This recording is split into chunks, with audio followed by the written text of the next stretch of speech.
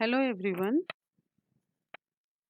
ये मेरा मॉड्यूल 1 का लास्ट लेक्चर है और अब हम लोगों का चैप्टर भी कंप्लीट हो चुका है और जो एनसीईआरटी बुक में जो एक्सरसाइज दिए हुए हैं इस चैप्टर से रिलेटेड उसके भी क्वेश्चंस 14 क्वेश्चंस तक तो हो ही चुके हैं और जो रिमेनिंग क्वेश्चंस हैं और जो क्वेश्चंस बच गए हैं 3 या 4 क्वेश्चंस हैं उसके आंसर अभी हम लोग देखेंगे।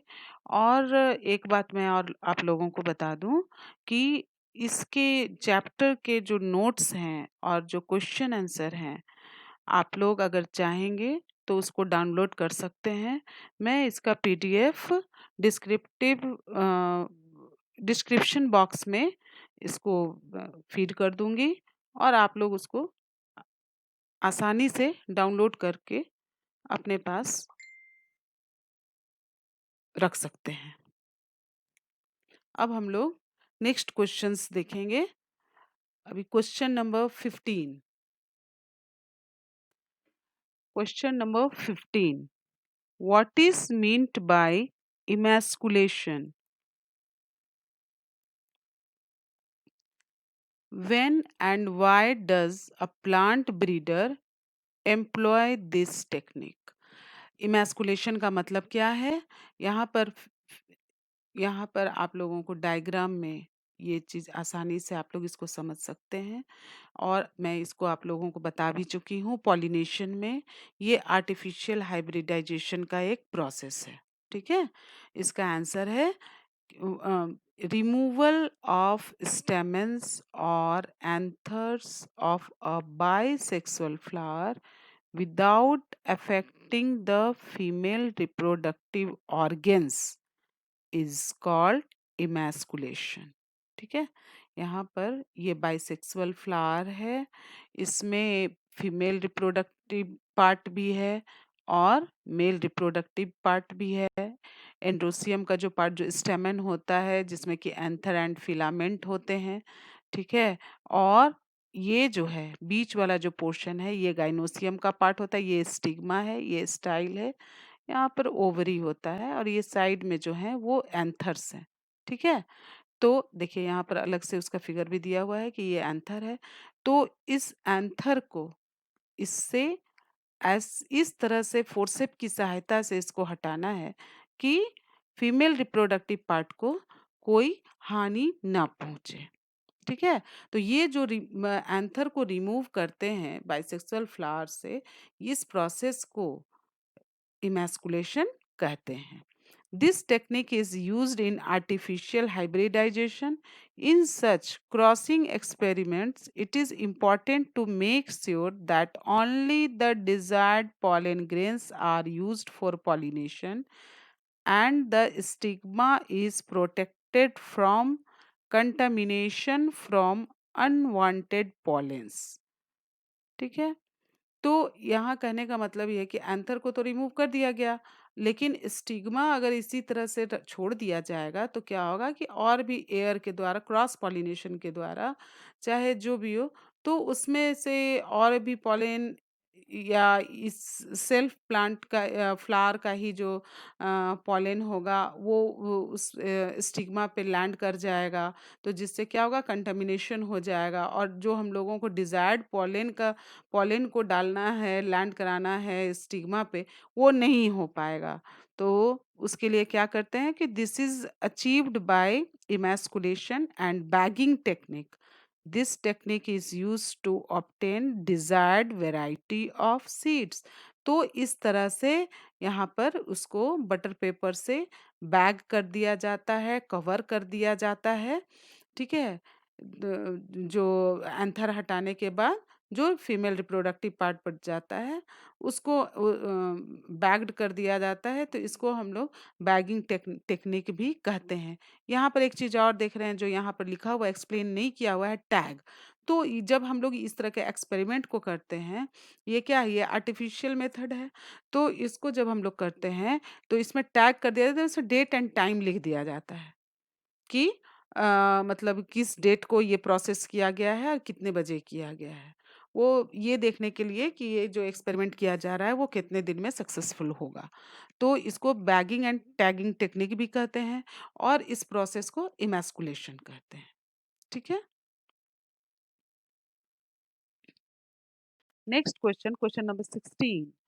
If one can induce parthenocarpy through the application of growth substances, which fruits would you select to induce parthenocarpy and why? कार्पिक फ्रूट किसको कहते हैं? जनरली हम लोग कहते हैं कि seedless fruits are called parthenocarpic fruit. और यहाँ पर देखिए आंसर है, parthenocarpic fruits are fruits which develop without fertilization and hence are seedless.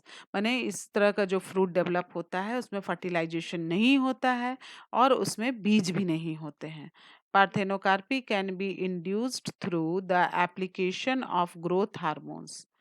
Important fruits like banana, papaya, orange, grapes, guava, watermelon, etc. can be made seedless by applying growth substances as they are economically important fruits, and if made seedless they will be more valuable। अब अगर आप लोगों को watermelon जो है, तरबूज जो है, अगर बिना बीज का मिले तो आप लोगों को या हम लोगों को इसको कह सकते हैं कि हम लोगों को उसको खाने में भी आसानी होगी और हम लोगों के द्वारा वो ज़्यादा पसंद किया जाने लगेगा। तो इस टेक्निक के द्वारा जिसमें कि ग्रोथ हार्मोन्स को डाल दिया जाता है और उसमें बिना फर्टिलाइजेशन के अगर वो फ्रूट डेवलप होता है तो वो सीडलेस भी होता है, तो उसका जो वैल्यू है वो बढ़ जाता है। तो इसीलिए उस कमर्शियली यूज़ के लिए, बेनिफिट के लिए इस तरह के प्लांट को, इस तरह के फ्रूट्स को ग्रो कराया जाता है ताकि उसमें ज़्यादा फायदा हो। यही है।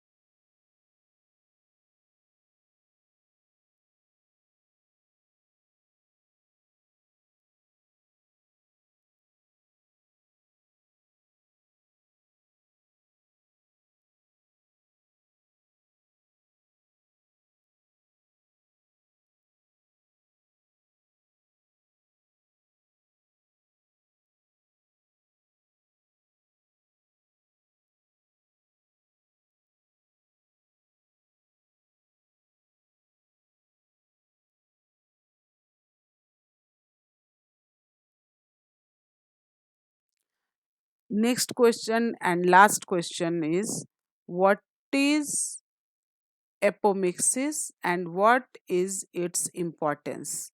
ये हम लोग पहले भी पढ़ चुके हैं और अभी फिर से इसको एक बार पढ़ लेते हैं कि इसका क्या इम्पोर्टेंस है और एपोमिक्सिस किसको कहते हैं. The normal type of sexual reproduction having two regular features, that is meiosis and fertilization, is called amphimixis. ठीक है. But in some plants this normal sexual reproduction is replaced by some abnormal type of sexual reproduction called apomixis.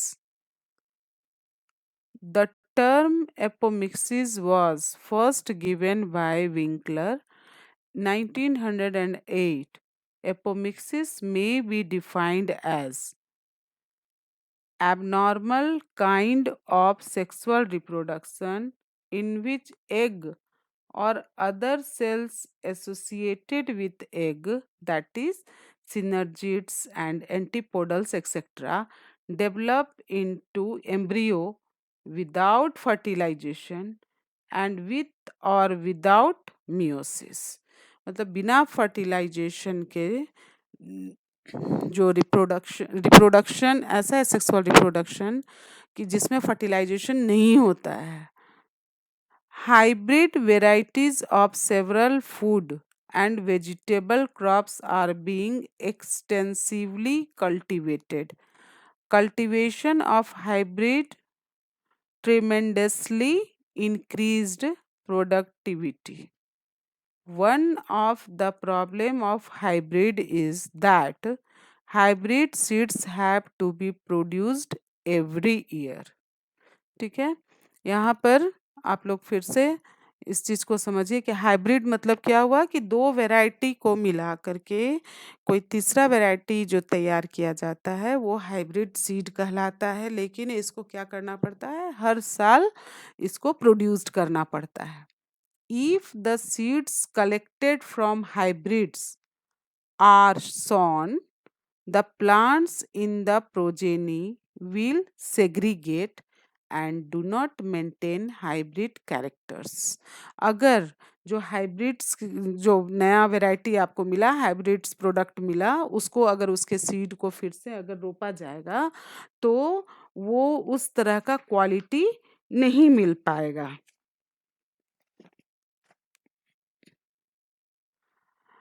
Production of hybrid seeds is costly and hence the cost of hybrid seeds become too expensive for the farmers.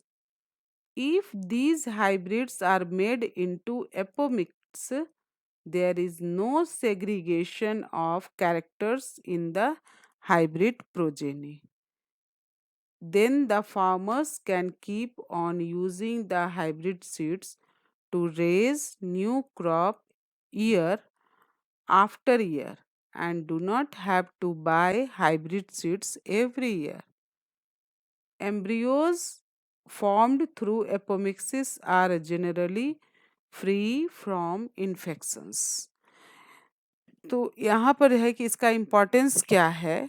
तो इसका importance यही है कि इस तरह से जो seed तैयार किए जाते हैं तो उसमें क्या होता है, मैंने कहने का मतलब है कि बिना फर्टिलाइजेशन के सीड का बनना. तो इसमें बीज जो मिलते हैं, तैयार होते हैं, उनमें बहुत ही उसका जो जनरेशन होता है, जब प्रोडक्ट होता है फर्स्ट जनरेशन, उसमें बहुत ही अच्छा क्वालिटी के सीड्स होते हैं और प्लांट्स भी अच्छे होते हैं जिसका कि प्रोडक्शन भी अच्छा होता है और वो फार्मर्स के लिए बेनिफिशियल होता है. बट वो एक्सपेंसिव हो जाता है. क्यों? तो वो सीड को फिर से अगर उस तरह के प्लांट से जो सीड आए उसको फिर से अगर रोपा जाए अगले फसल के लिए तो वो क्वालिटी नहीं मिल पाता है. तो इसलिए फार्मर्स को उसको हर साल लेना पड़ता है, जिसके चलते वो एक्सपेंसिव हो जाता है।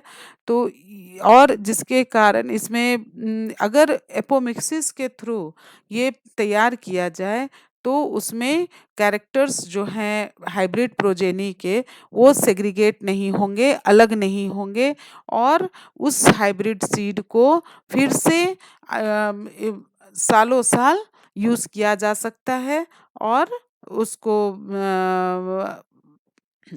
और इस तरह के जो प्लांट होते हैं वो इन्फेक्शन फ्री होते हैं। तो आज हम लोगों का ये मॉड्यूल 1 कंप्लीट होता है, और अब हम लोग नया चैप्टर स्टार्ट करेंगे जो कि बायोटेक्नोलॉजी है, और बायोटेक्नोलॉजी एंड इट्स एप्लीकेशन, ये दो टॉपिक उसमें आते हैं। और जो बीच का जो चैप्टर है जो जेनेटिक्स है वो दूसरी मैम पढ़ाएंगी। लेकिन अगर जो मेरे स्टूडेंट हैं वो अगर चाहते हैं कि उसका नोट्स या उसके बारे में कुछ डिस्कस करना, तो वो मेरे कॉन्टैक्ट नंबर पे मुझसे कॉन्टैक्ट करके वो आप डिस्कस कर सकते हैं। Thank you.